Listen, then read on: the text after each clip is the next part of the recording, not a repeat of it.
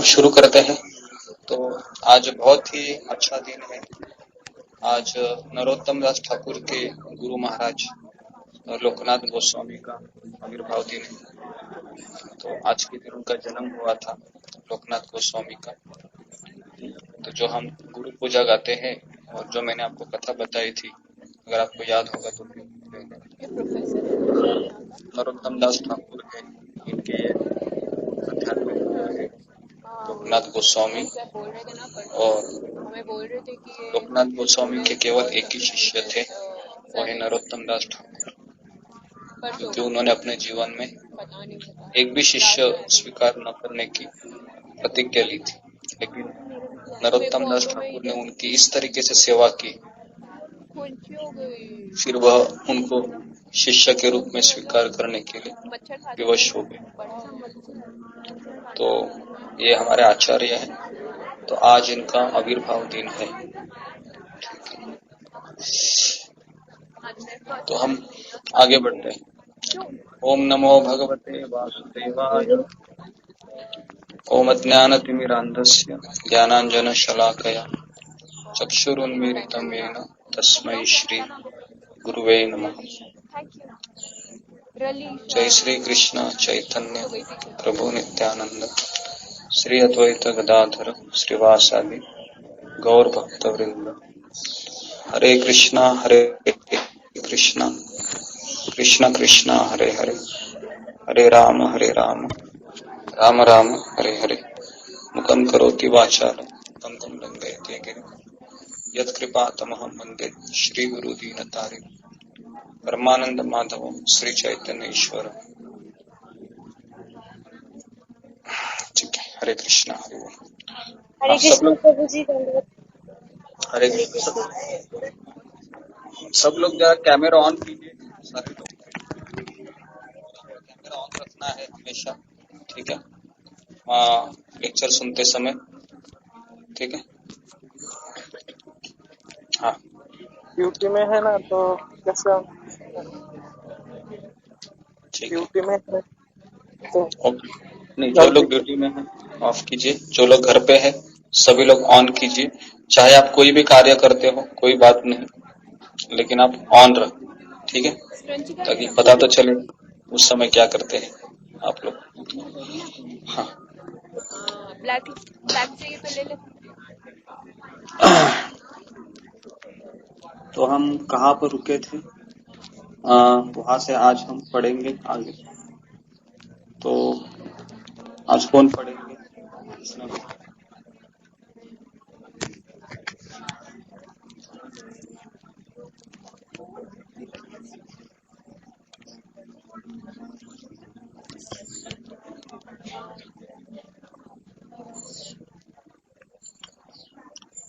नीलम शर्मा, आप पढ़ सकते हो? नीलम शर्मा।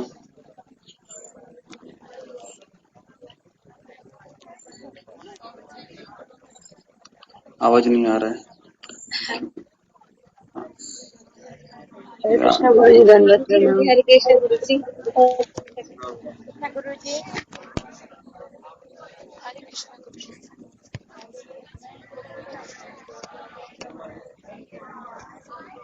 आपके पास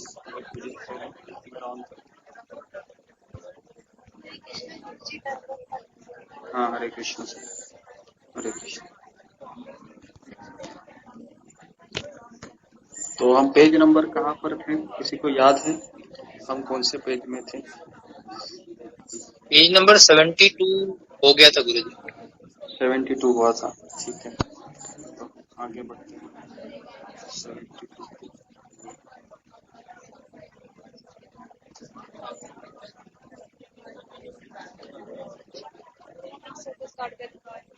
हाँ, पूरा दीक्षा से स्टार्ट करें। कैमरा ऑन कीजिए। फोटो विनती के निर्देशानुसार पुलिस ने कौन भक्तों से चर्चा कर गुरु का त्याग करने का निर्णय ले लिया है। धीरे धीरे एक प्रमाणिक इस्कॉन गुरु से दीक्षा ले सकता है। इस्कॉन लॉ में वर्णित प्रथम एवं द्वितीय दीक्षा की सामान्य प्रक्रियाएं अपनानी चाहिए। गुरु त्याग करने के बाद वह पुनर्दीक्षित होने से पहले किन किन उपायों से एक शिष्य श्रील प्रभुपाद से जुड़ा रह सकता है, सूचीबद्ध करें। कृपया मेरी शिक्षाओं के माध्यम से मेरा सदैव स्मरण करें और हम सदा संग रहेंगे। कृपया मेरी शिक्षाओं के माध्यम से मेरा सदैव स्मरण करें और हम सदा संग रहेंगे।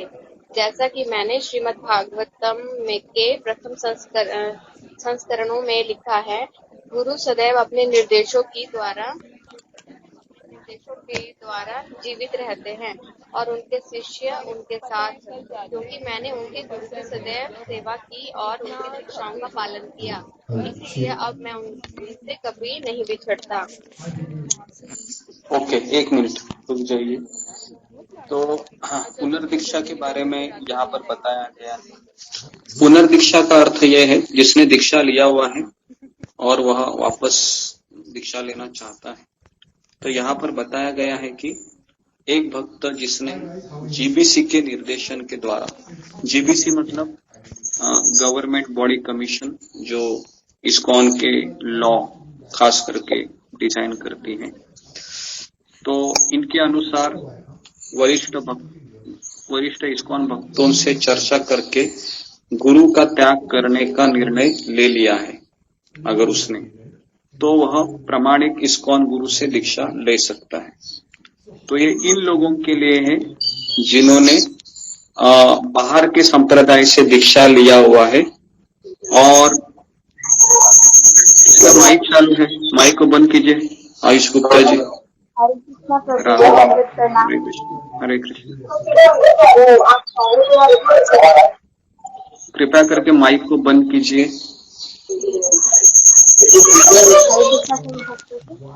हरे कृष्णा, हरे कृष्णा।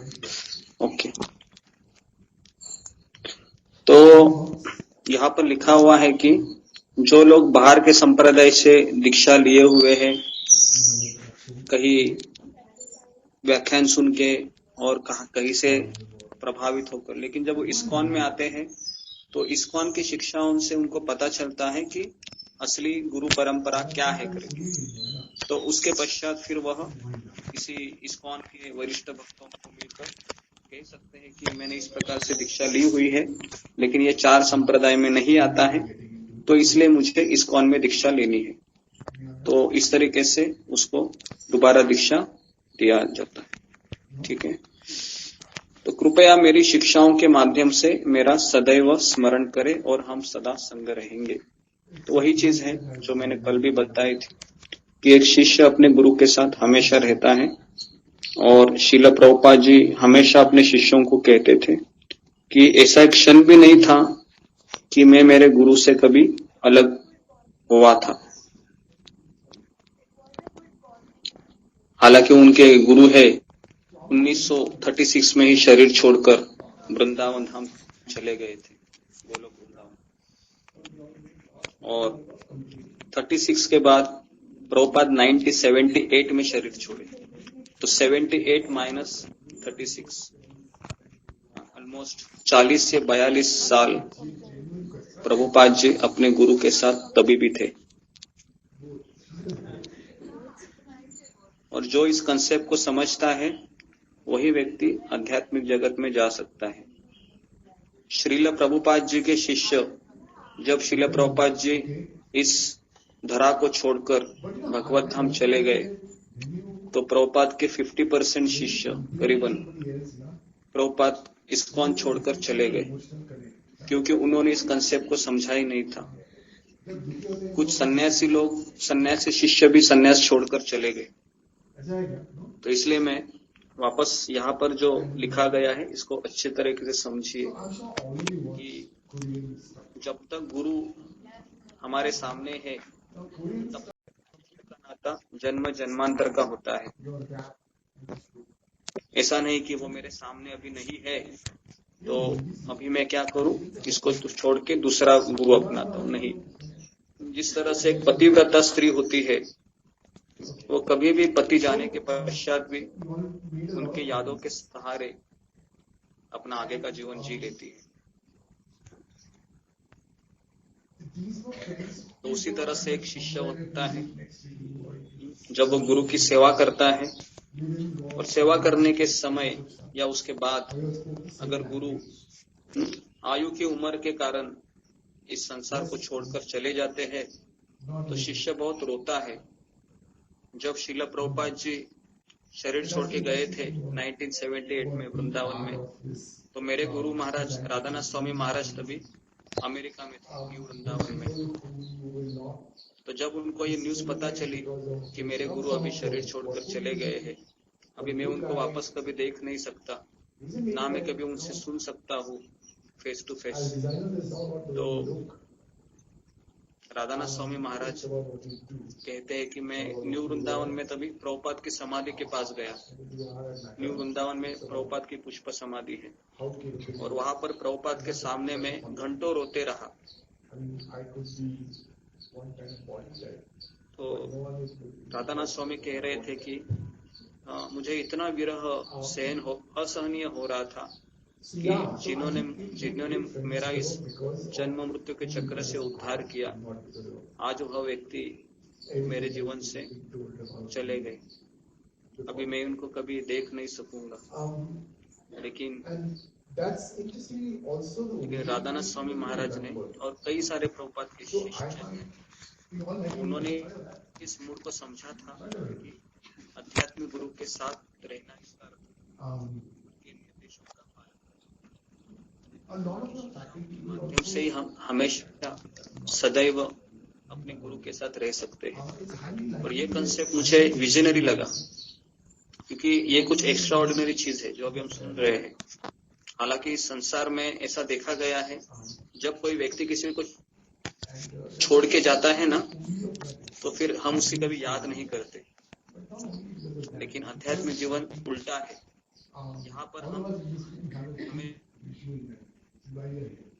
कृतज्ञ रहते हैं।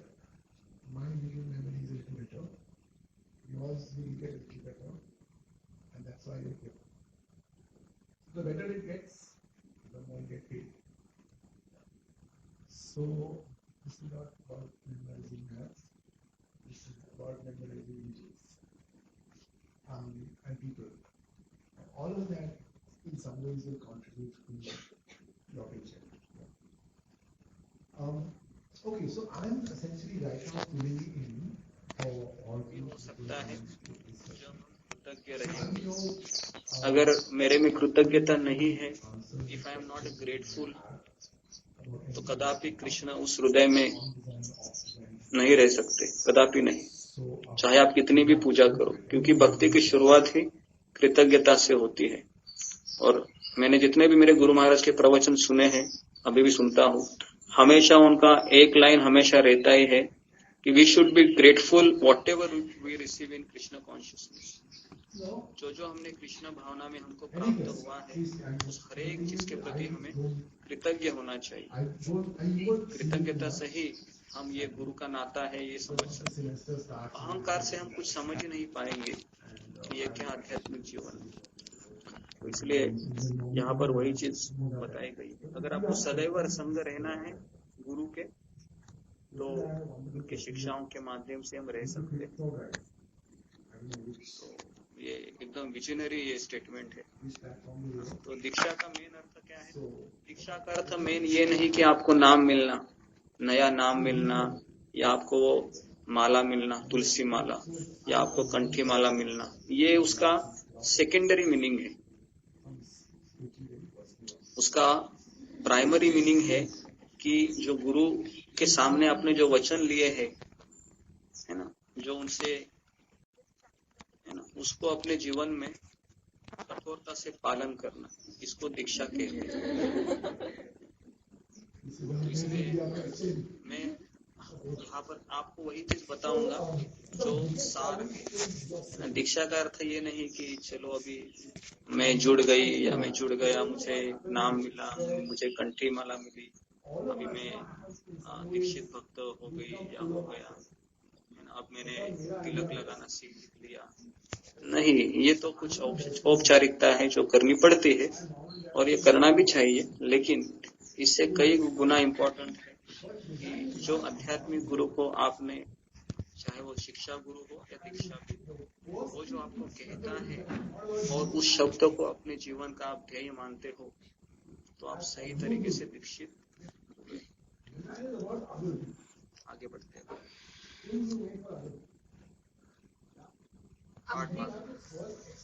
अपने गुरु को प्रस्तुत करना।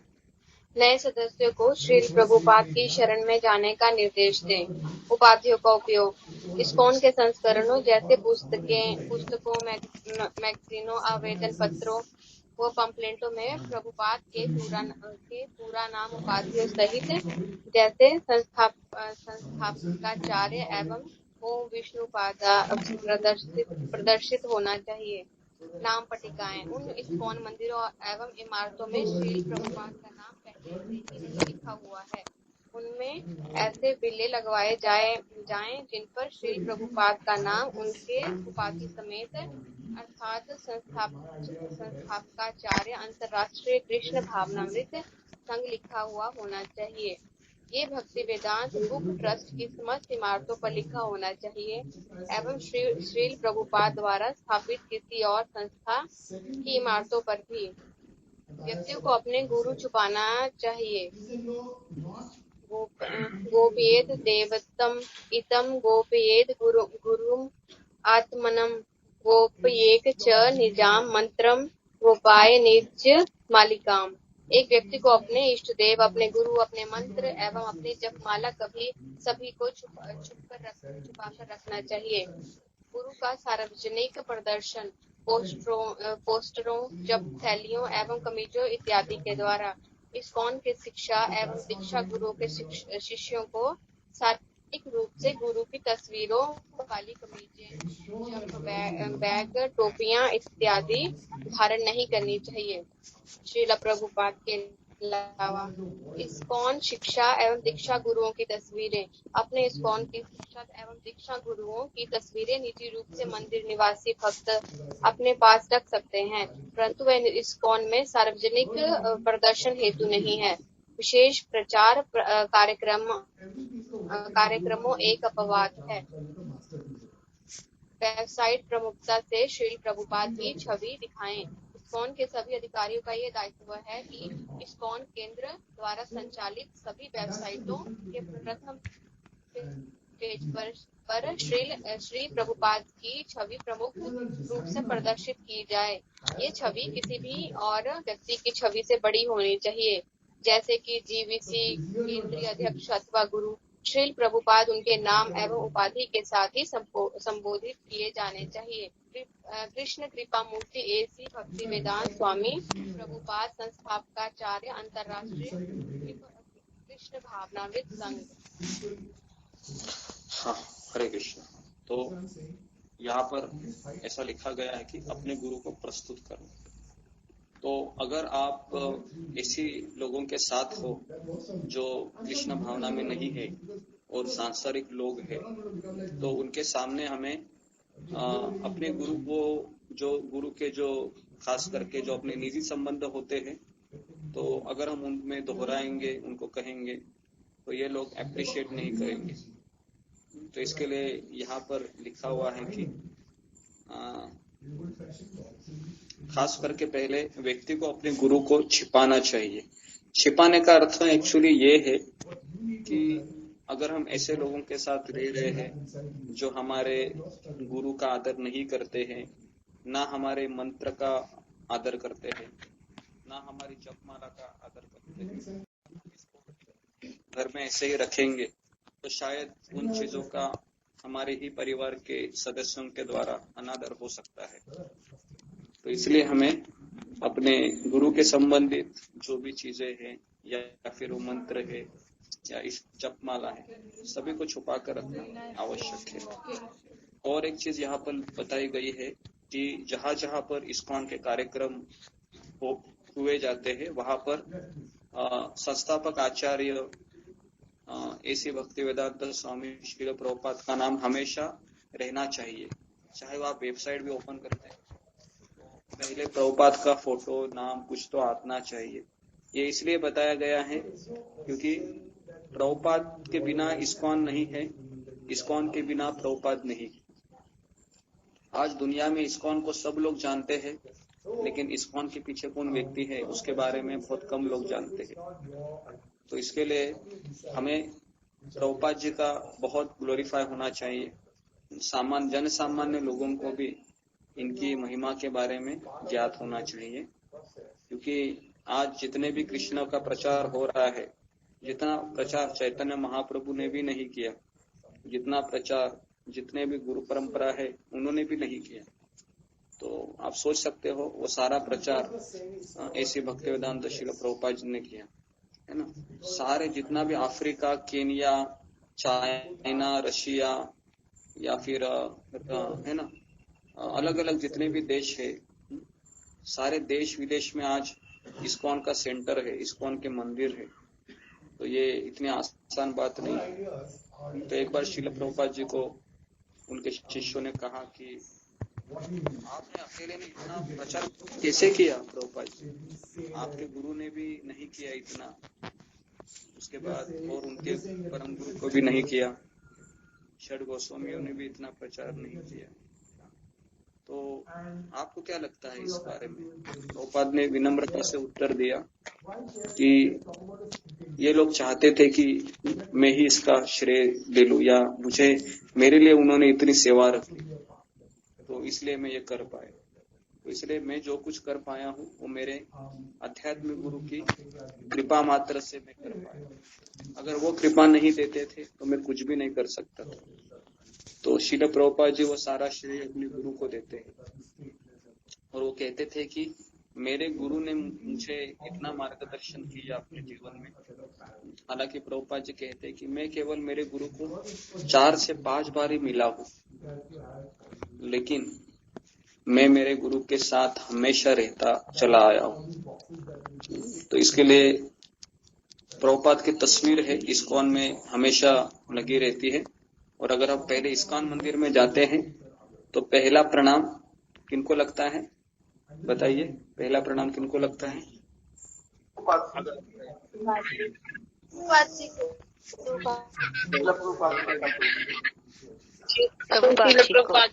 श्री प्रभुपाद जी को करते हैं।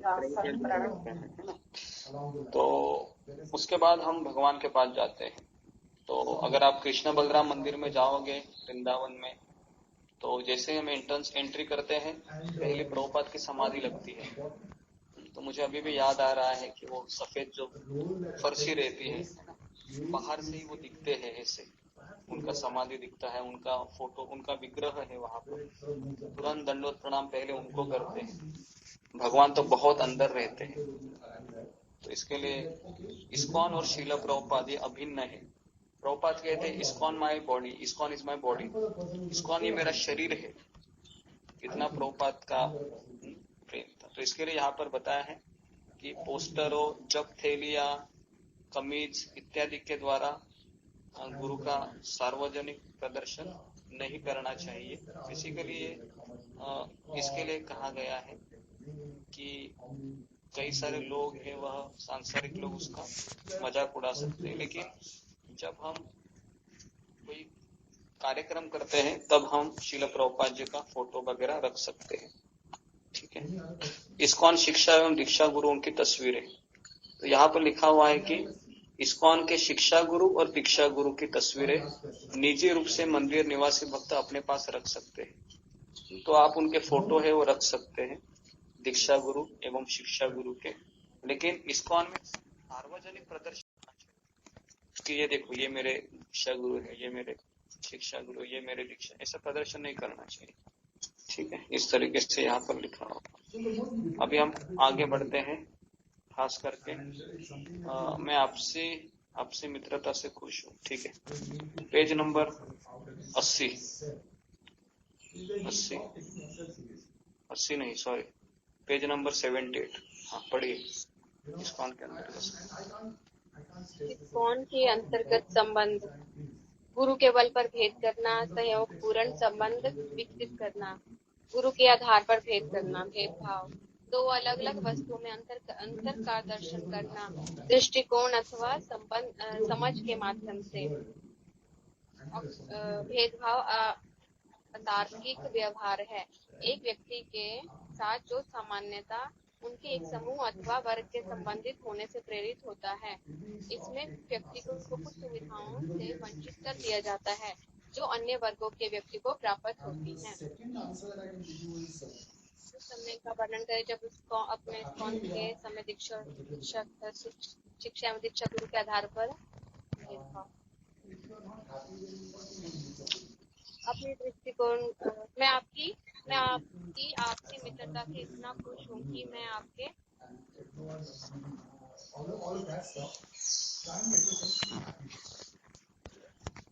आपसी मित्रता से इतना खुश हूँ कि मैं आपके सर्व सौभाग्य का आशीर्वाद करता हूँ। श्री भगवान ने कहा, प्रिय राजपुत्रों, मैं आपके मध्य मित्रता से बहुत प्रसन्न हूँ। आप सभी एक ही कार्य में संलग्न है, भक्ति में सेवा। मैं आपकी आपसी मित्रता से इतना प्रसन्न हूँ कि मैं आपके सर्व सौभाग्य का आशीर्वाद देता हूँ। अब आप मुझसे कोई भी वरदान मांग सकते हैं। इस संस्था को एक साथ रखने हेतु सहयोग करें। मेरे जाने के पश्चात आप मेरे प्रति प्रेम श्रील प्रभुपाद कहते हैं। आपका मेरे प्रति प्रेम श्रील प्रभुपाद कहते हैं। इसमें दिखेगा कि आप संस्था को एक साथ रखने के लिए मेरे जाने के बाद कितना सहयोग करते हैं। संघ में शक्ति है और विभाजन में पतन। चैतन्य महाप्रभु ने स्वयं हमारा सहयोग मांगा था, वह परमेश्वर हैं, स्वयं कृष्ण। इसलिए सहयोग बहुत ही महत्वपूर्ण है। किसी को ये नहीं सोचना चाहिए कि मैं कितना सक्षम हूँ, अकेला ही पर्याप्त हूँ। नहीं, केवल सहयोग के बल पर ही हम कुछ बड़ा कर सकते हैं। संघ में शक्ति है और विभाजन में पतन। इसीलिए कृष्ण भावना का प्रचार दृढ़ता से करें और कृष्ण आपकी सहायता करेंगे। वह सर्वाधिक शक्तिमान है। इसलिए हम सभी को भी एक साथ रहना चाहिए। ठीक है। तो अभी यहाँ पर लिखा हुआ है कि प्रभुपाद जी कहते हैं कि इस्कॉन के अंतर्गत संबंध। अभी देखिए, अभी हमने जो देखा है अभी तक, वह इस्कॉन के बाहर हमने देखा किस तरह से रहना चाहिए, किस तरह से अपने गुरु को ज्यादा एक्सपोज नहीं करना चाहिए ताकि लोग हैं उनको समझ ना सके। और खास करके यहाँ पर अभी लिखा है कि भक्तों के साथ हमारा कैसा संबंध होना चाहिए। तो श्रील प्रभुपाद जी जब वृंदावन में अंतिम समय में लेटे हुए थे, तो तमाल कृष्ण गोस्वामी महाराज, लोकनाथ गोस्वामी महाराज, जयद्वैत स्वामी महाराज, श्रीधर स्वामी महाराज, भक्तिचारू स्वामी महाराज, तो ये सारे सन्यासी शिष्य उनके करीब थे। और श्रील प्रभुपाद जी ने उनको बुलाकर कहा कि अगर आप मुझे प्रसन्न करना चाहते हैं, अगर आप मुझे प्रसन्न करना चाहते हैं, तो आप एक दूसरे से सहयोग करो और इस संस्था को आगे बढ़ाओ। तो मैं वापस, क्योंकि ये लाइन बहुत इम्पोर्टेंट है, क्योंकि खुश रखना चाहते हैं शिष्य का जो कर्तव्य है, क्योंकि उनके एक ही शिष्य नहीं रहते, उनके कई शिष्य रहते हैं।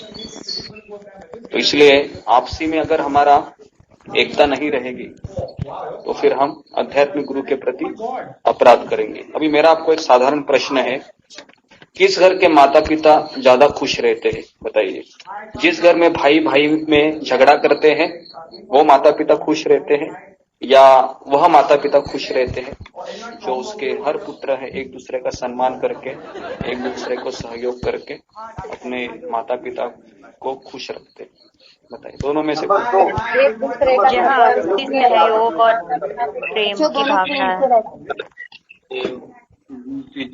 तो आपको समझ में आ रहा है कि मैं क्या कहना चाह रहा हूँ। एक आध्यात्मिक गुरु के लिए उनके शिष्य संतान की भांति होती है।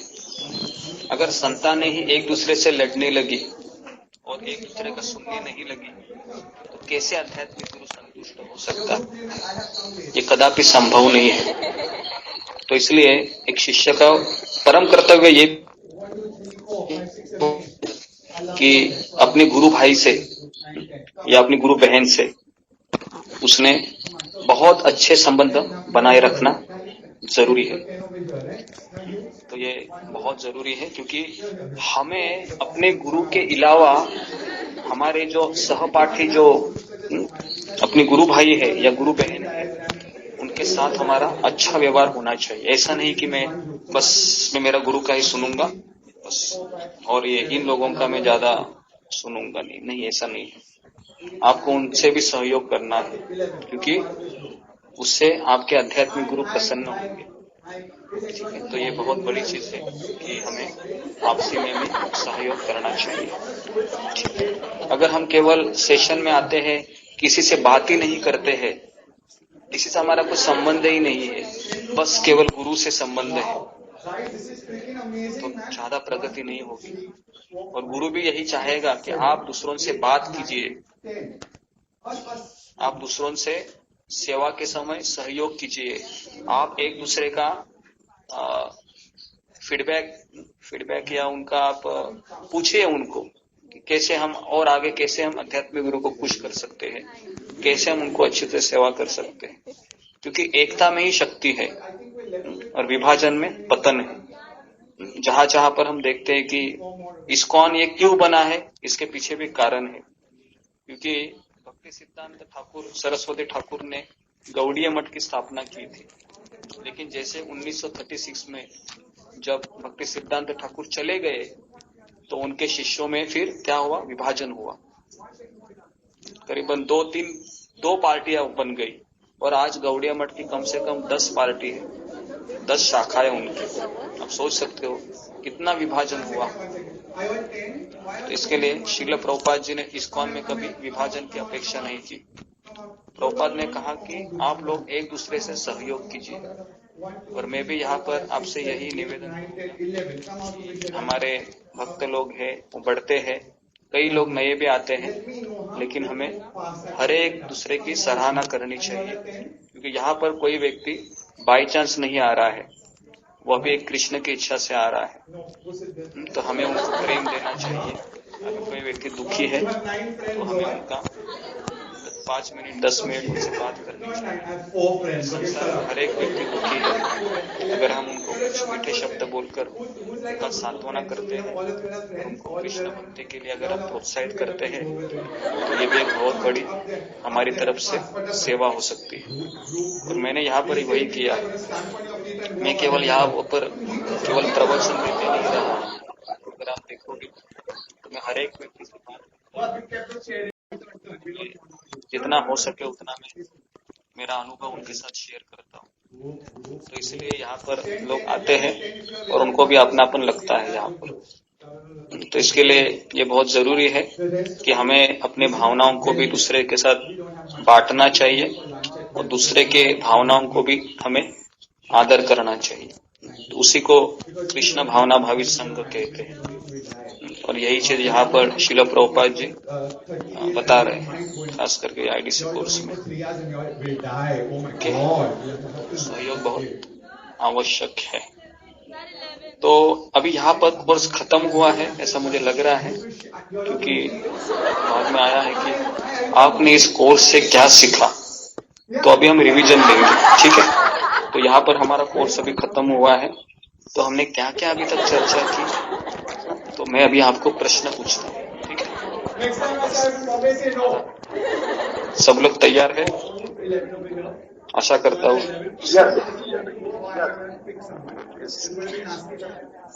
तो रिवीजन करते समय कुछ प्रश्न अगर मेरे मन में आएंगे तो मैं किसी को बताता हूँ, ठीक है, वही बोलेगा क्यों, नहीं तो क्या होगा फिर मच्छी मार्केट हो जाता है, सारे लोग फिर बोलने लगते हैं मुझे भी कुछ समझ में नहीं आता, ठीक है। तो आप घबराइए मत, लेकिन मैं चाहता हूँ कि आपसे अच्छे उत्तर की अपेक्षा करता हूँ, क्योंकि कृष्ण भावना में ये कोर्स कर रहे हैं ना, ये बेसिक फाउंडेशन है। अगर आप गुरु और शिष्य के मूड को नहीं समझ रहे हैं तो हम कदापि कृष्ण को नहीं समझ सकते, क्योंकि कृष्ण मिलने के पहले हमको गुरु को संतुष्ट करना होता है। अगर हम कहेंगे कि मैं और कृष्ण के बीच मुझे कोई नहीं चाहिए, अगर आप सत्संग में नहीं आते हैं मान लो 4 से 5 दिन, क्या कृष्ण आएंगे आपको उठाने के लिए, अरे भाई उठ जाओ जरा 3:30 बजे, कृष्णा आएंगे क्या बोलूँ प्रभु जी। उठाने के लिए?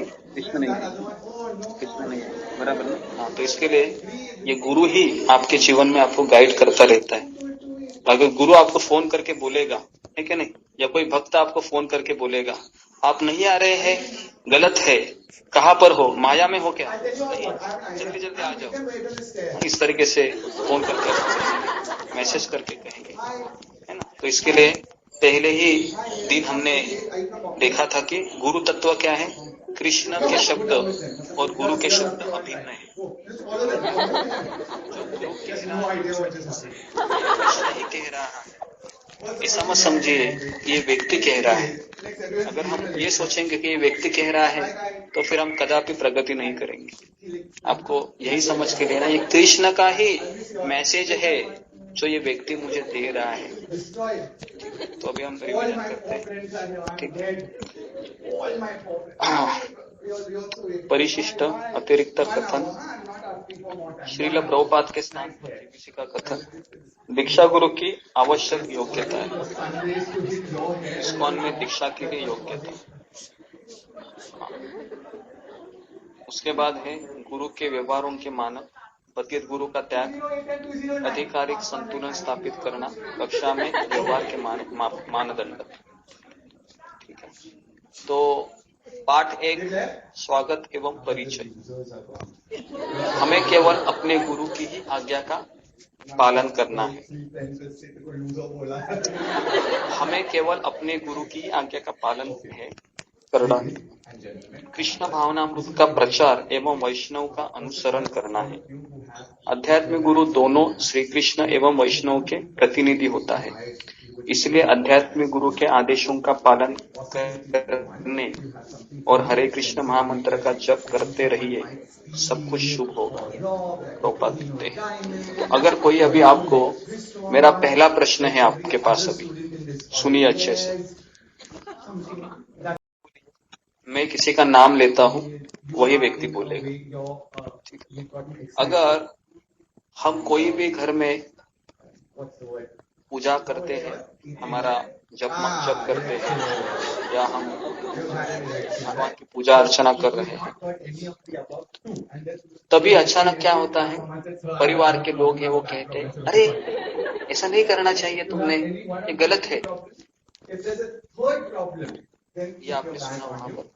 और उसके बाद आप सत्संग में ये भी सुनते हैं इस्कॉन के शिक्षाओं के माध्यम से कि जो आप कर रहे हो सही है। तो दोनों में से आपको किसको महत्वता देनी चाहिए और क्यों? ठीक है, तो प्रश्न मुझे आशा करता हूँ कि आपको समझ में आया होगा। तो इसका उत्तर कौन देंगे? My name is Holmas, HORMUZ. My partner's name is Prerna, and that is why we formed the PH factor. गुरुजी, हमें दूसरों की बात ना सुनिए, अपनी बात सुननी चाहिए, क्योंकि unfortunately she's unwell, so another colleague of mine called Vaibhavi is downstairs taking your other session. हाँ, लेकिन इसका व्यवहार कैसे होना चाहिए जरा मुझे बताएंगे? Through the course of the next 1.5 hours, going to clearly you've had, इस तरह से आप उनसे looking at your faces, you are like not at all happy with the last 2 days. So I'm here to change things, okay? आप तुरंत मुंह पे मना करेंगे, ए तुमको क्या समझ में नहीं आता है कि हमें सत्संग कार्यक्रम में जुड़ा हूँ। At the end of the lecture, मना नहीं करेंगे।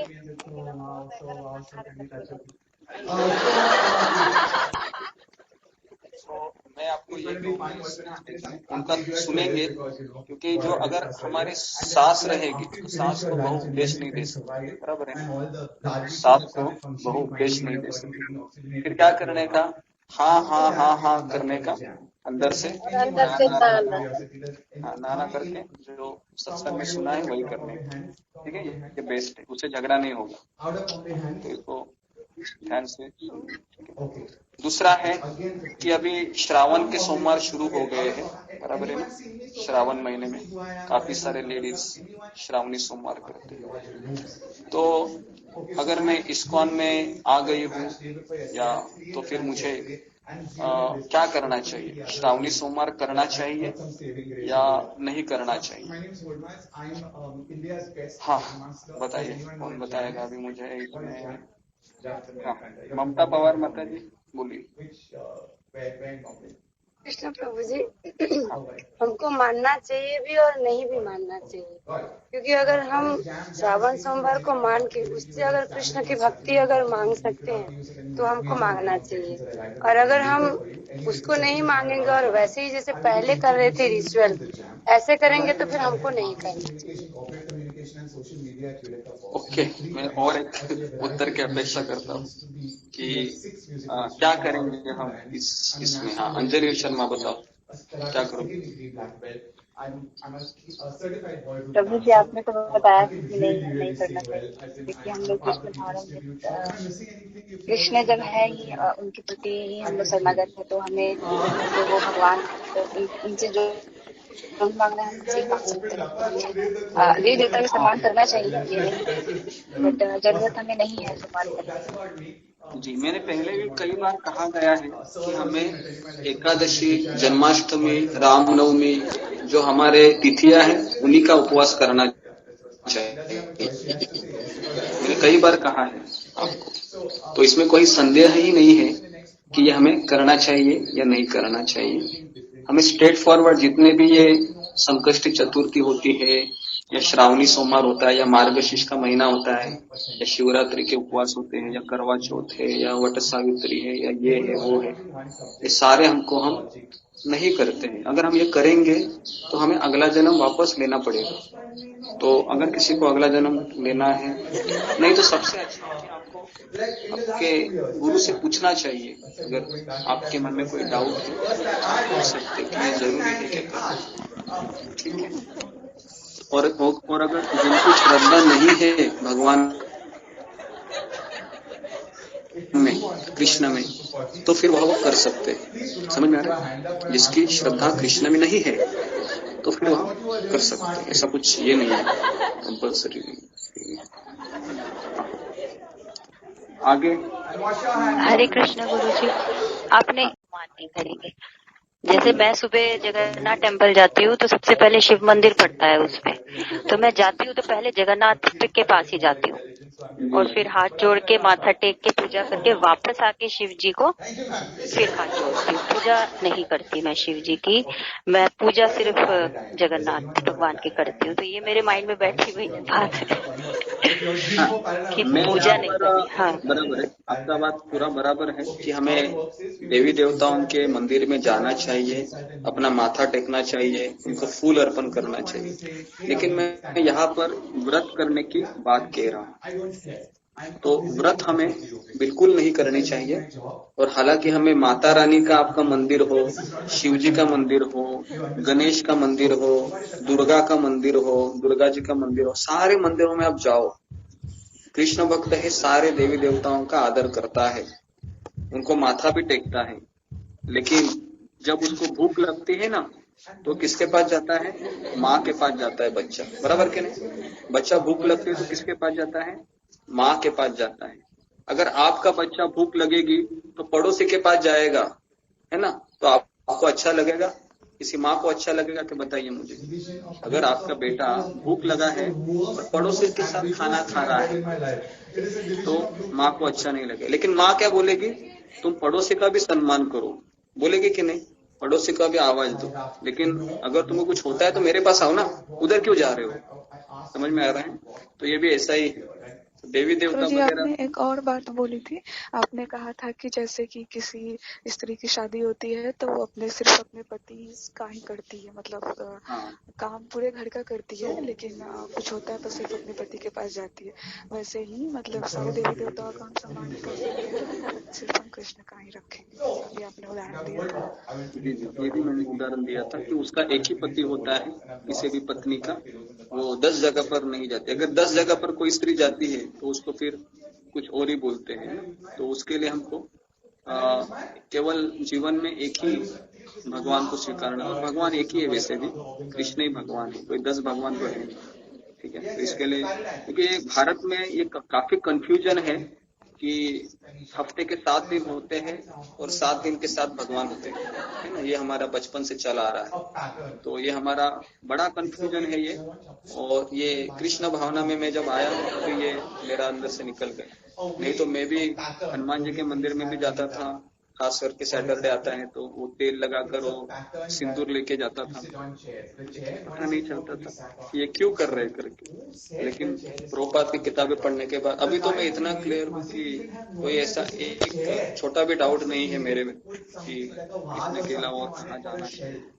कृष्ण ही सब कुछ कारणों के कारण, ठीक है। तो ये हो गया हमारा। गुरु जी एक प्रश्न पूछो। लोग बोलते हैं ना जैसे कि थर्सडे सप्ताह के 7 दिन हर एक भगवान को डेडिकेटेड होता है, तो वो बोलते हैं कि गुरुवार जो है वो विष्णु भगवान को डेडिकेटेड होता है, तो सच है क्या? मतलब विष्णु कृष्ण गुरुवार थर्सडे बोलते हैं विष्णु भगवान को डेडिकेटेड है, जैसे ट्यूसडे हनुमान जी का हो गया, वेडनेसडे गणेश भगवान का हो गया, वैसे ही बोलते हैं कि थर्सडे जो है वो विष्णु भगवान का होता है। मैंने तो ऐसा सुना नहीं, आप किसी ने सुना? विष्णु के लिए सारे दिन होने चाहिए। कथा होती है तो पृथ्वी जब को संपूर्ण करते हो विष्णु का ओके, ठीक है। तो इस्कॉन में तो हमने यही सुना है कि साल के 365 दिन होते हैं, 365 दिन मेरा एक भगवान वो कृष्ण है। तो बाहर के लोगों क्या है ना, कर्मकांड में क्या होता है ना, अलग अलग रीति रिवाज होते हैं, हो भी सकता है, मैं ऐसा भी नहीं कर रहा हूँ, लेकिन हाँ पे हम कर्मकांड के सेक्शन में नहीं जा रहे हैं।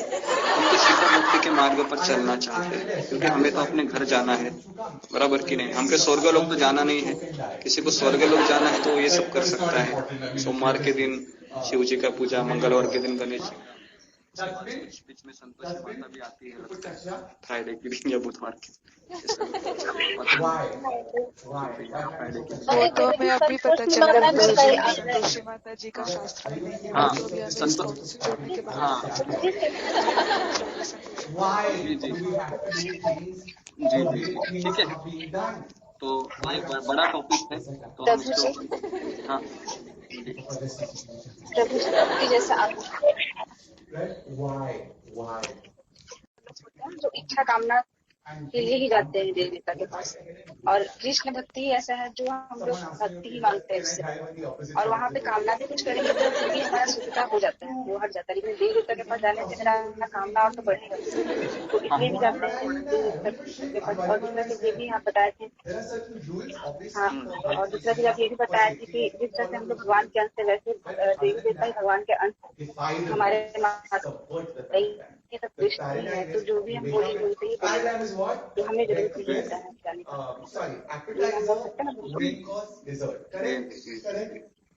तो अभी आप में से कुछ लोग नए हैं, 6 महीने से 3 महीने से जुड़े हुए हैं, तो मेरा आपसे यही अनुरोध रहेगा कि धीरे धीरे अपनी श्रद्धा को बढ़ाइए, और हो सके तो जितने उपवास करते हैं आप, जितने व्रत करते हैं, वो धीरे धीरे आप कम कीजिए, क्योंकि कृष्ण भावना में यही सिखाया जाता है कि कृष्ण के अलावा और मेरा कोई पति नहीं है, पिता नहीं है, माता नहीं है, कोई बंधु नहीं है। पूरे शास्त्र में यही बात बताई है, त्वमेव माता च पिता त्वमेव बंधु च सखा, तुम्ही हो माता, तुम्ही हो पिता। तुकाराम महाराज भी कहते हैं, कृष्ण माझी माता, कृष्ण माझा पिता, कृष्ण माझा बंधु, कृष्ण माझा सखा। कृष्ण में ही सारे रिश्ते हैं। मुझे तो ऐसा लगता है कि अगर किसी को कृष्ण मिले हैं तो उसको और कोई रिश्ता निभाने की आवश्यकता नहीं है, लेकिन हर एक का श्रद्धा का ये भाग होता है। श्रद्धा जितनी तीव्र है उतना ही आपको भस्म मिलेगा। उसके बाद किसी का माइक चालू है, माइक को बंद करें। गुरु पादाश्रय 5वां, यस्य देवे परा भक्तिर् यथा देवे तथा गुरु तस्सैव कथिता ही अर्थ प्रकाशन्ते महात्मन। ये बहुत इंपॉर्टेंट श्लोक है। उन महात्माओं पर जिन्हें गुरु एवं भगवान पर अगाध श्रद्धा है, देखिए बहुत बड़ी चीज यहाँ पर लिखी हुई है शास्त्र में, जिस व्यक्ति को गुरु पर और भगवान पर अगाध श्रद्धा है, संपूर्ण वैदिक ज्ञान हृदय में अपने आप ही प्रकाशित हो जाता है। उसको वेद शास्त्र पढ़ने की कोई आवश्यकता नहीं है, अगर वह किसी प्रामाणिक गुरु के आश्रय के नीचे रह रहा है। समझ में आ रहा है? जितने भी 108 उपनिषद है, 18 पुराण है, 4 वेद है, भागवत है, गीता है, उस व्यक्ति को ये ज्ञान अपने आप हृदय में प्रकाशित हो जाता है ना? तो ये बहुत असाधारण बात है। गुरु को आहुति संपूर्ण समर्पण से देनी चाहिए। एक शिष्य को आध्यात्मिक गुरु की साधारण सेवा की तरह सेवा करनी चाहिए। जो कुछ भी उसके पास है वह गुरु को अर्पित कर देना चाहिए। प्राणेर अर्थेर धिया वाचा मतलब क्या है? उसका जीवन, प्राण मतलब उसका जीवन, अर्थ मतलब उसका पैसा, धिया मतलब उसकी बुद्धि और वाचा मतलब उसके वचन। ये सब उसने गुरु को अर्पित करना चाहिए और गुरु के माध्यम से वो भगवान को अर्पित हो जाता है। कर्तव्य के आधार पर सब कुछ श्री गुरु को अर्पित करना चाहिए अपने हृदय से, बाह्य रूप से प्रसिद्धि प्राप्त करने के लिए नहीं कि बाकी लोगों को दिखाने के लिए कि मैं देखो कितना गुरु प्रेमी हूँ। तो ये भावना भी नहीं होनी चाहिए। ये क्या पॉइंट्स है? मैं भूल गई। आपने 4-5 बोले ना पॉइंट्स? आपने अभी 4-5 पॉइंट्स बोले ना? बुद्धि 4 चीजें बोली है कि प्राणेर अर्थेर धिया वाचा। प्राण मतलब क्या? उसका जीवन। बेसिकली हम इसलिए जीते इस संसार में ताकि मुझे थोड़ा सा आनंद चाहिए इंद्रियों के माध्यम से, है ना? इसलिए हम जीते हैं। बेसिकली हर सांसारिक व्यक्ति उसी के लिए जीता है, शादी भी उसी के लिए करता है, धन भी उसी के लिए कमाता है और इसलिए अपनाता है कि उसको आनंद मिले बेसिकली। तो प्राणेर, उसका प्राण भी क्यों होना चाहिए, क्यों साथ लेना चाहिए? ताकि वो अपने गुरु के आज्ञा का पालन कर सके। सभी के पास उसका जीवन है, उस जीवन को भी अपने गुरु को आहुति के रूप में समर्पित करे। अर्थ मतलब पैसा। तो अगर किसी शिष्य की पैसे के प्रति आसक्ति है ना, तो इसलिए कहा जाता है कि धन भी आप गुरु को अर्पण कर सकते हैं। जैसा मैंने कहा था कि हमारे कांग्रेगेशन में एक भक्त है जो अपना पूरा सैलरी है अपने गुरु को देते हैं और गुरु उसको खर्चा करने के लिए देते हैं, क्योंकि वो सोचते हैं कि मुझे 1% भी अहंकार नहीं चाहिए। क्योंकि पैसे के प्रति जो आसक्ति है ना, वो जाना मुश्किल है, बहुत मुश्किल है। इस संसार में एक बार चमड़ी खर्चा हुआ तो भी चलेगा, है ना? चमड़ी जाए पर दमड़ी ना जाए, आपने कहावत सुनी होगी ना। तो उसके लिए व्यक्ति कष्ट कर सकता है गुरु के आश्रम में 10 घंटा 12 घंटा, लेकिन जब पैसे देने की बात आती है बहुत पीछे हटता है। नहीं, मेरे से नहीं होगा, आप मुझे सेवा दो, कुछ भी करो, मैं सेवा करूंगी, लेकिन पैसे की बात मत कीजिए। तो उसके लिए यहाँ पर बताया अर्थ। तीसरा है बुद्धि। अभी ये बुद्धि होती है ना, ये हमें गुरु की निर्देशों का पालन में अच्छे से कैसे करूं, इसके लिए बुद्धि खर्ची होनी चाहिए। उसके लिए भगवान ने हमको बुद्धि दी है बेसिकली, ठीक है। और चौथा है उनके वचन मतलब वाचा। अपनी वाचा को वह गुरु के जो निर्देशों को दोहराने के लिए करना चाहिए। जैसे प्रभुपाद को कहा था कि आप प्रचार कीजिए, तो प्रभुपाद ने उनके आज्ञा से पूरा प्रचार किया पूरे भारत में, विश्व में। तो 4 है, देखो हमारे पास 4 चीजों से हम गुरु की सेवा करनी चाहिए, प्राणेर, अर्थेर, धिया और वाचा। तो ये हमारा आज प्रश्न रहेगा कि कैसे हम गुरु की अपने जीवन से, अपने अर्थ से, अपनी बुद्धि से और अपने वचन से सेवा करते हैं। अर्थ का मतलब क्या है प्रभु जी? अर्थ का मतलब क्या है बताइए जरा। मनी। अर्थ मतलब पैसा।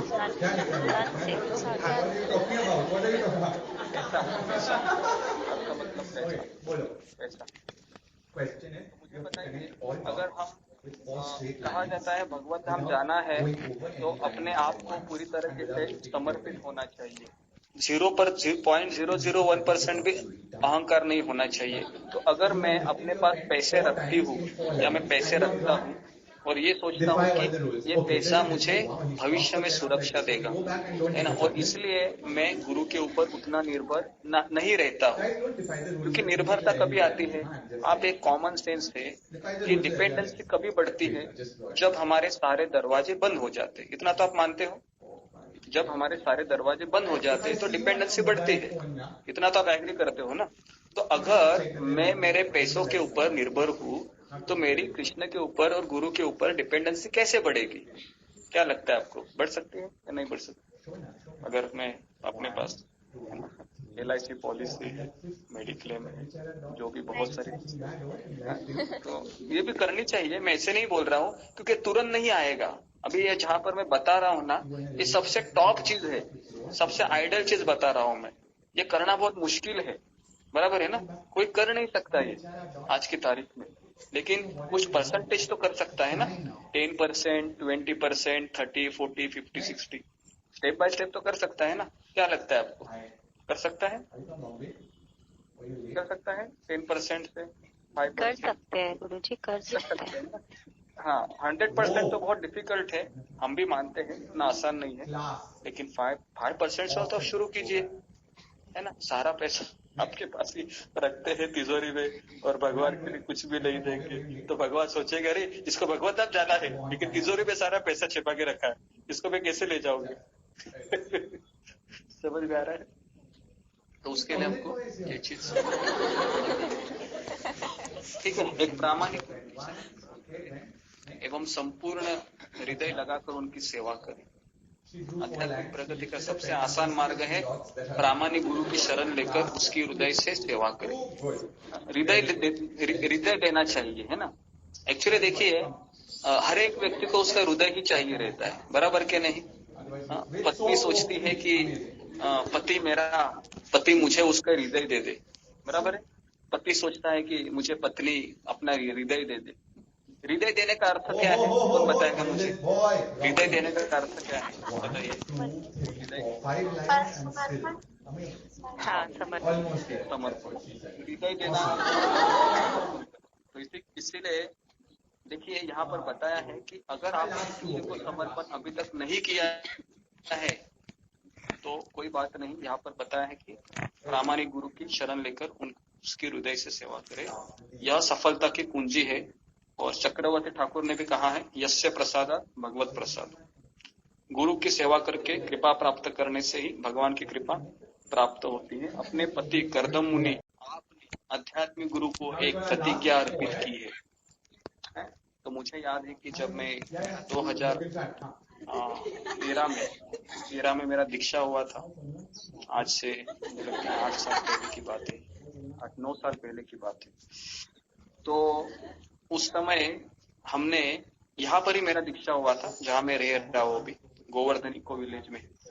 तो मुझे अभी भी याद है कि मैंने दोपहर के 11 बजे मैंने प्रतिज्ञा लिया था भगवान के सामने। 4 नियमों का मैं जिंदगी भर पालन करता रहूंगा, और no illicit sex, no meat eating, no gambling and no intoxication। और ये कहा, और एक दूसरा प्रतिज्ञा ये था, कम से कम 16 माला का जप करूंगा। और तीसरा प्रतिज्ञा ये था कि दासानुदास भाव से मैं इस इस्कॉन संस्था की सेवा करता रहूंगा। ये 3 हमने प्रतिज्ञा ली थी।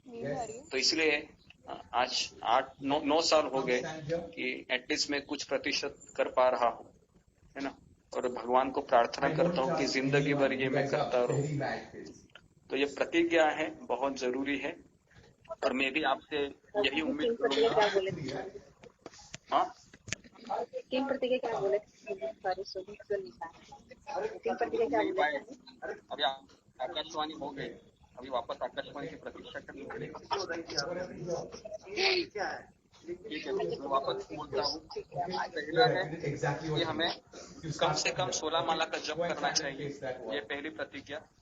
दूसरी प्रतिज्ञा है कि हमें 4 नियमों का पालन करना चाहिए। और तीसरी प्रतिज्ञा है कि हम दासानुदास भाव रखकर इस्कॉन संस्था में हम सेवा करनी चाहिए प्रभुपाद की, और जो भी इस्कॉन में सेवाएं है। ये 3 प्रतिज्ञा हमने लिया था, और अगर आपको भी दीक्षा लेनी है तो ये आपको भी 3 प्रतिज्ञा लेनी पड़ेगी। और हमने ये भी सुना था, जो व्यक्ति दीक्षा नहीं लेता है उसको पशु योनि में जाना पड़ता है। पढ़ा था ना हमने, याद है ना?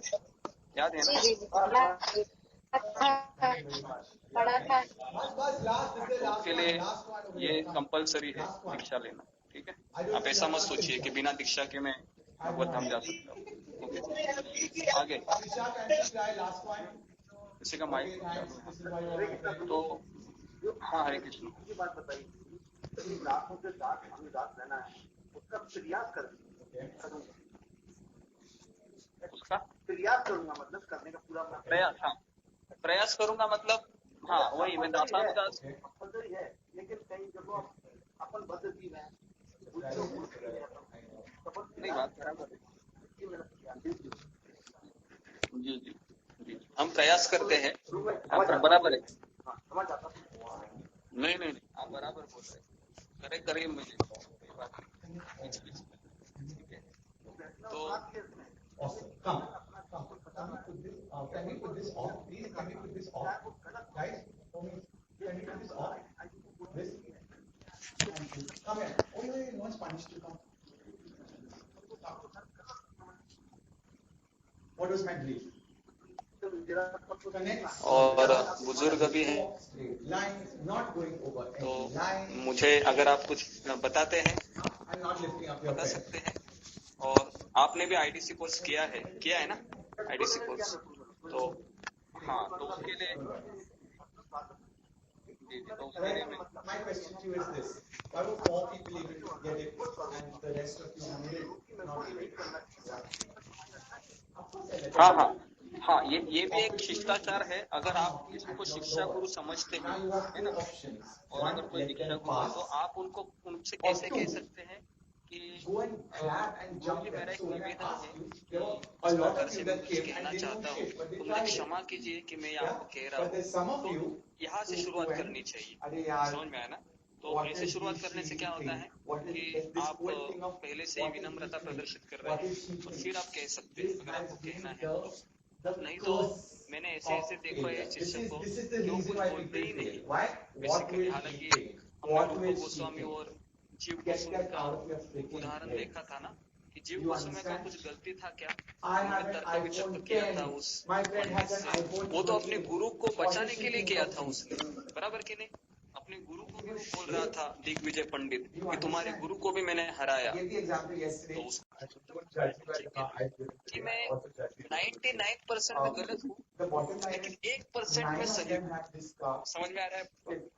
मैं कम से कम 1% तो सही हूँ। तो फिर ऐसा व्यक्ति प्रगति नहीं कर सकता, क्योंकि उसको शरणागति का अर्थ ही है कि 100% उसने आज्ञा का पालन करना चाहिए, ठीक है। तो मुझे ऐसा लगता है कि हम यहाँ पर रुकते हैं। तो आज हमने काफी चर्चाएं की, हमारा ये रिवीजन है, पार्ट 7 से हम शुरू करेंगे। तो मुझे लगता है कि ये 2 दिन कम से कम हमारा रिवीजन चलेगा, क्योंकि करीबन 115 पेज है। तो 2 से 3 दिन और चलेगा ये कोर्स। वैसे कोर्स खत्म हुआ है हमारा, लेकिन फिर भी काफी सारी चीजें हैं इसमें जो हमने अभी तक कवर नहीं की है, वो नीचे आएंगे, ठीक है। तो आपने कहा ना कि प्रभुपाद जी का फोटो और उनमें कोई अंतर नहीं है, तो मेरा प्रोफाइल फोटो जो है प्रभुपाद जी का है, क्या उसे बदलना चाहिए? नहीं, भक्तों के संघ में अगर आप लॉग इन करते हो तो उसको बदलने की कोई आवश्यकता नहीं है। लेकिन अगर आप कोई सांसारिक, आपके बच्चे का कोई आप सेमिनार अटेंड करती हो ऑनलाइन, तो आपको बदलना चाहिए, क्योंकि जो बाहर के लोग रहेंगे उनको लगेगा ये कौन बूढ़ा व्यक्ति है, इस तरीके से वो शायद और किसी को कुछ प्रश्न है? 5 मिनट है हमारे पास। मुझे कुछ कहना है। गुरुजी किस पेज पे है ये? पेज नंबर में आपने 4 नियम और 16 माला पेज नंबर पे नहीं है, ये मैंने वचन लिया था वो बता रहा हूँ। सारे पेज नंबर पे नहीं होते थे। होगा देखो। मुझे मेरे क्या कि प्रभुपाद की अथॉरिटी है। हाँ वो हमने पढ़ा तो था वैसे 4 नियम 16 माला का जप, लेकिन ये दातानुदार भाव से मैं सेवा करता रहूँ ये भी पढ़ा था हमने। लेकिन ये है वैसे हम यहाँ पर जो भी आपको बता रहे हैं ये गुरु साधु शास्त्र इसके हिसाब से रहता है। और हमें अगर कोई व्यक्ति हमको दीक्षा के लिए कम से कम हमको जैसा हमने देखा था कि 6 महीना कम से कम हमको प्रशिक्षण लेना चाहिए, 6 महीना या 1 साल हमको सुनना चाहिए, इस तरीके से बताया गया। तो ये सारी चीजें गुरुजी मेरा एक प्रश्न है, जैसे आपने 3 नियम बताए ना अभी, 20 शर्तें पूरी करनी होती है, तो मैं जैसे आपने बताया इस्कॉन में जाकर सेवा करनी पड़ेगी, कोई मैंने ये नहीं कहा इस्कॉन के मंदिर में जाके सेवा करनी पड़ेगी, मैंने ये कहा कि प्रभुपाद जी के आंदोलन में सहयोग देना पड़ेगा। अभी ये यहाँ पर हम क्लासेस कर रहे हैं, ये भी तो प्रभुपाद जी का ही संघ है, मैंने थोड़ी ना अपने घर का यहाँ पर चला रहा हूँ, बराबर है ना। आप यहाँ पर भी रहकर अपना सहयोग दे सकते हैं, जैसे आप कॉलिंग का सेवा कर रहे हो तो आप ऐसा मत समझिए कि ये प्रभुपाद का सेवा है, ये प्रभुपाद का ही सेवा है, थोड़ी ना मैं अपना कोई पर्सनल यहाँ पर आपको। अब ऐसा मत सोचिए कि यहाँ पर आप सेवा अगर नहीं करेंगे तो वह प्रभुपाद जी का सेवा नहीं पकड़ा जाएगा। हाँ मंजू माता जी बोलिए।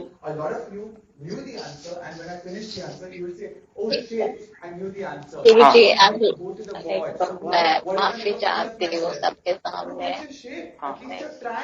मेरे को गिल्ट है, like you help me, I boycotted you.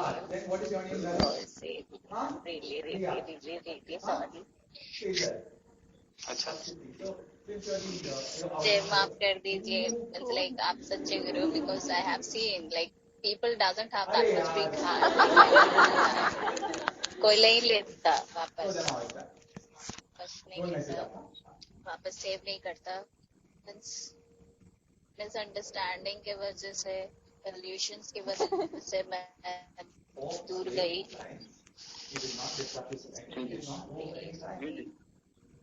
कोई बात नहीं, अब आइए वापस।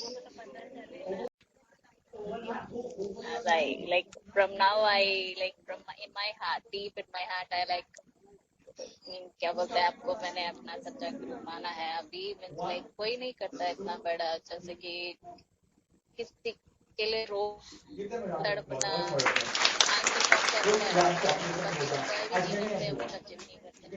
जो आपने मेरे लिए किया, मेरे को पता चला था दोस्तों के यानी भक्तों के पास से ही मैंने सुना था मेरे बारे में, आपके बारे में दुखी हो रहे थे, आपका क्या होगा, कितना चिंतित हो गए थे मेरे लिए। मतलब मेरी मॉम इतनी चिंतित होती थी, मेरे डैड चिंतित होते थे, तो मेरे को कभी नहीं लगा कि आप होंगे।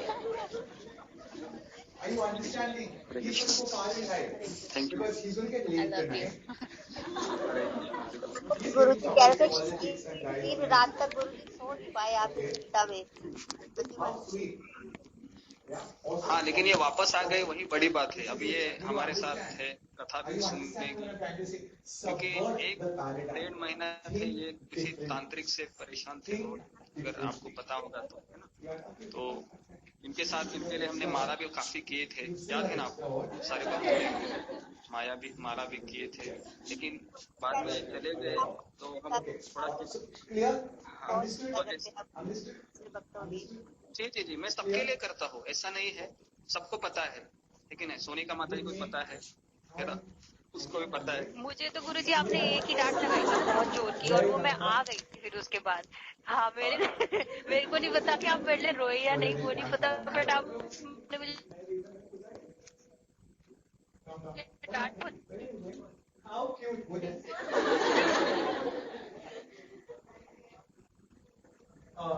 there's a girl with red hair. She's from APLR. Sit next to her. सोच कि मेरे को छोड़ आप आ गए ना, बहुत अच्छी बात है, आपको रियलाइज है सब कुछ, वो सबसे बड़ी बात। Like I love him for this, and I love him for everything. Done, sorted. Number 2. Keep loving him for this. ठीक है, तो अभी हम यहाँ पर रुकते हैं। तो कल हम क्या करेंगे, जहाँ पर हमने छोड़ा था, थोड़ा सा मैं चाहता हूँ कि कल मैं कुछ बोलूंगा नहीं, कल हमारा पूरा रिवीजन होगा। मैं आपको सारे प्रश्न मैंने अभी तक दिए हैं, सारे प्रश्न मैं आपको एक एक करके पूछूंगा कल से। तो कुल मिलाकर मैंने अभी तक मुझे लगता है कि 70-80 प्रश्न मेरे दिए होंगे, बराबर कि नहीं? पॉइंट्स होंगे क्या मेरे पास? एक मिनट देखो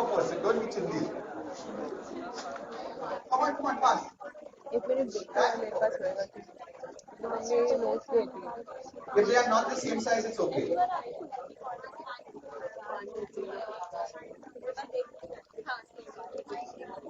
है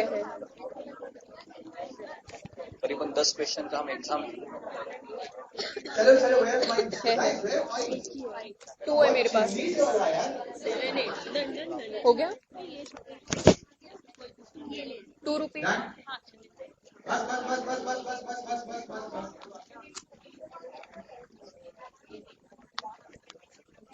बस हाँ।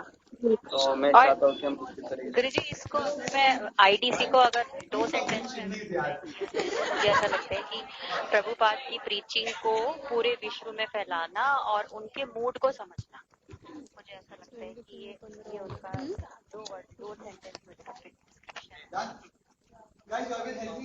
क्या वो हमको देना चाह रहे थे तो यहाँ पर हम रुकते हैं। बहुत बहुत हरे कृष्णा हरे कृष्णा हरे कृष्णा हरे राम कृष्ण के हरे हरे हरे राम हरे कृष्णा प्रभु जी दंडवत प्रणाम सभी भक्तों को हरे कृष्णा दंडवत प्रणाम। यशोदा माता जी हरे कृष्णा और हरे कृष्णा सभी भक्तों को इसने असली में टांगे बना दी। हरे कृष्णा हरे कृष्णा माता जी हरे कृष्णा माता जी हरे कृष्णा दंडवत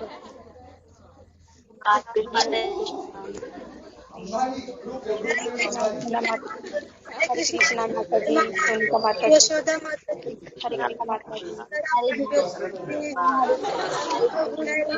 बहुत हरे कृष्णा पूर्णिमा माता जी दंडवत प्रणाम।